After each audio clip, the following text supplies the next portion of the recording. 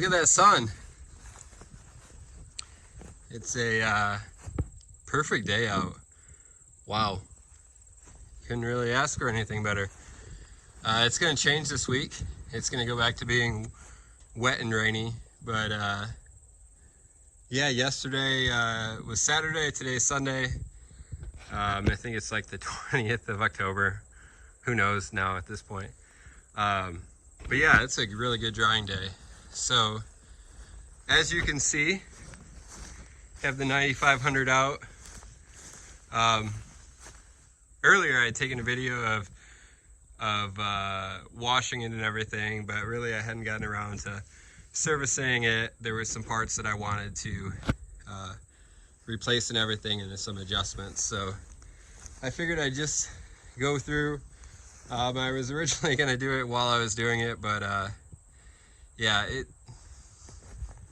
like most people know on here, usually it doesn't go as easy as you think it is. So so yeah, there wasn't too much. I mean, for the most part, it's just going through and finding all the grease fittings.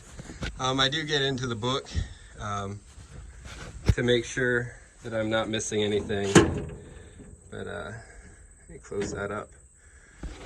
I did have my cleaning shoe augers. I had some blocks that were looking a little rough, so I did go through and change those.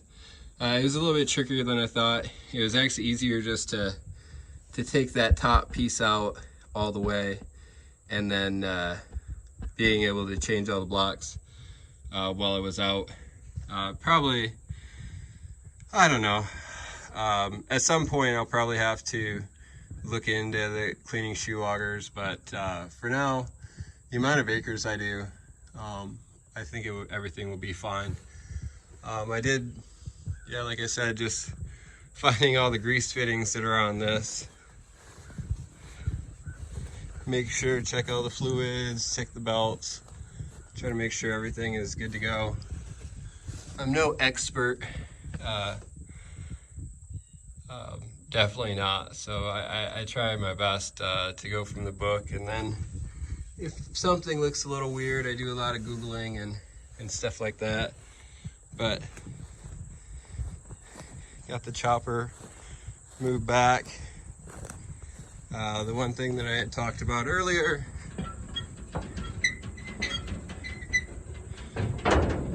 was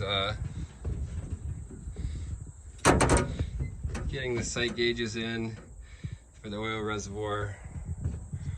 I did just go through and check the augers down at the bottom, check the oil and everything, so we're good to go. One thing, when I get back into the cab, I'm kind of excited for,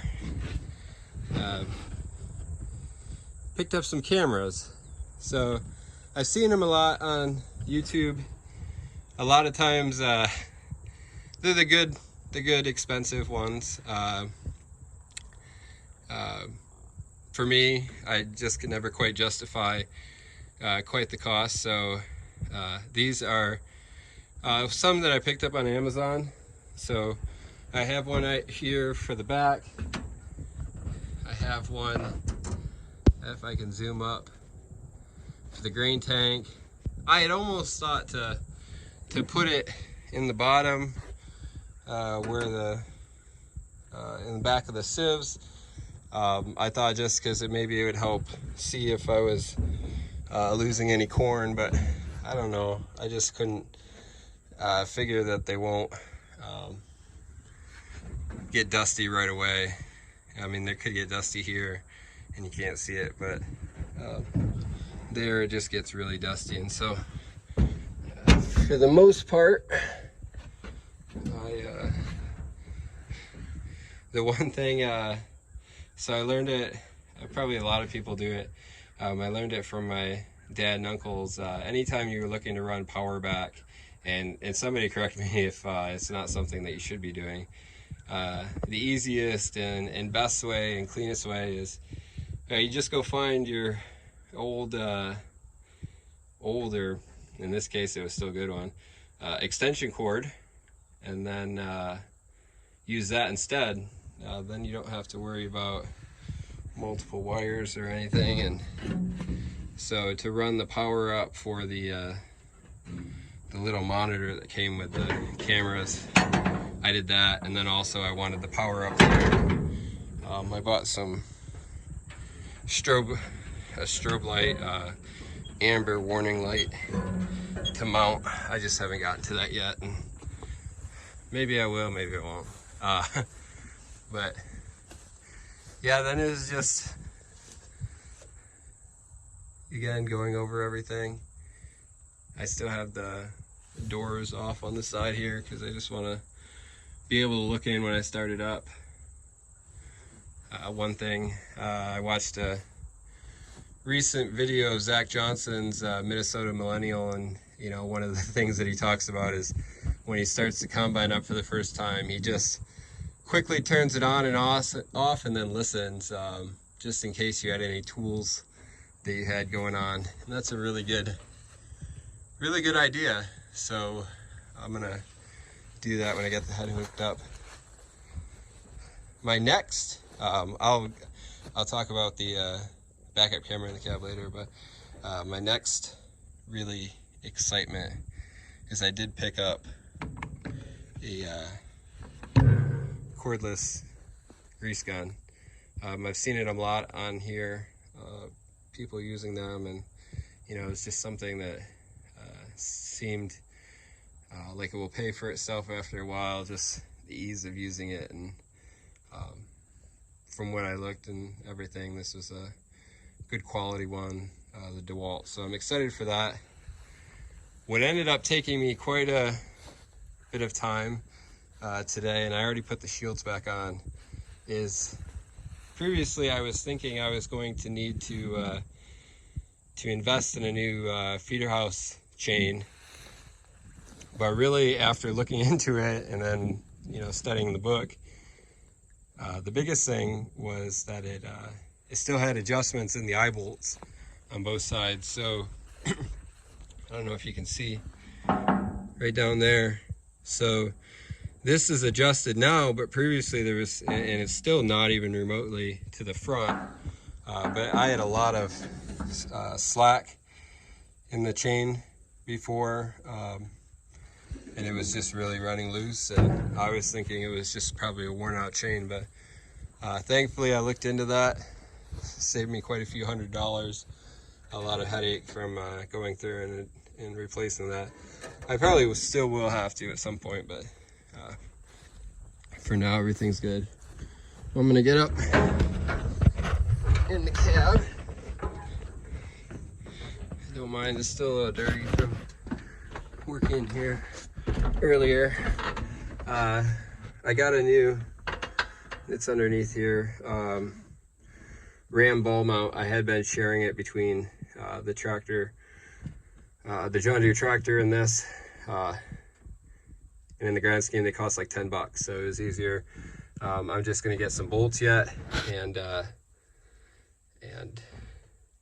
get my ag leader monitor mounted up, and then this I gotta come up with how to mount it as well.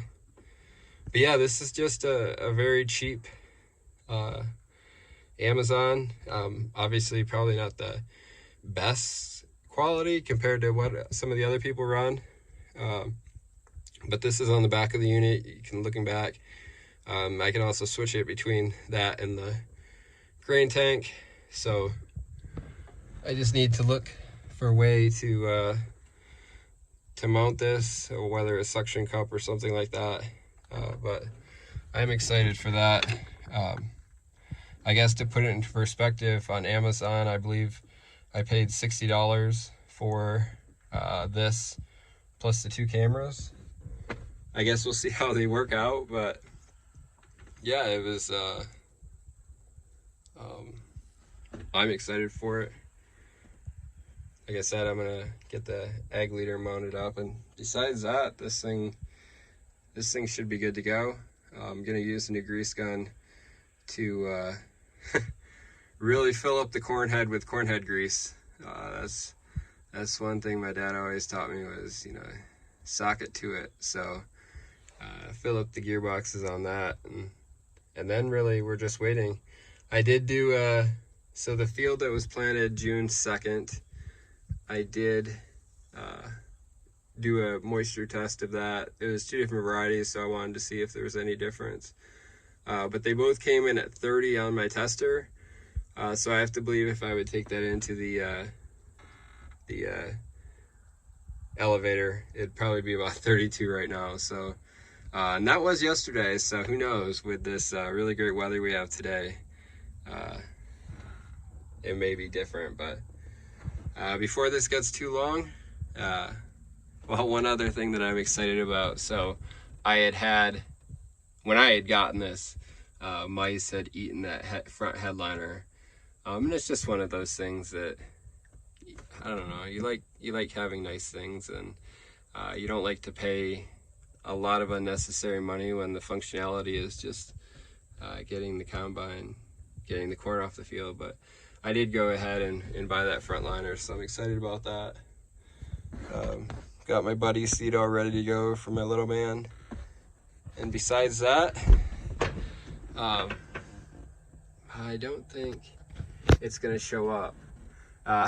One of my last things is I did go through and replace all the front headlights with the LEDs, replaced the sides with the LEDs, replaced this light with the LEDs, and also the one in the grain tank. I guess to put that into perspective, each of the front lights and the sides ran about $20 on Amazon. These lights ran like $5 for 4 of them. And then the one for the grain tank isn't that much more either. So again, I could be taking a big risk that they're not working. I know there's a lot of good suppliers out there of other ones, but yeah, just waiting to use this. If you have any questions or comments or suggestions, feel free to leave them on here. But I'm gonna hook up the corn head quick and then get heading home for the day.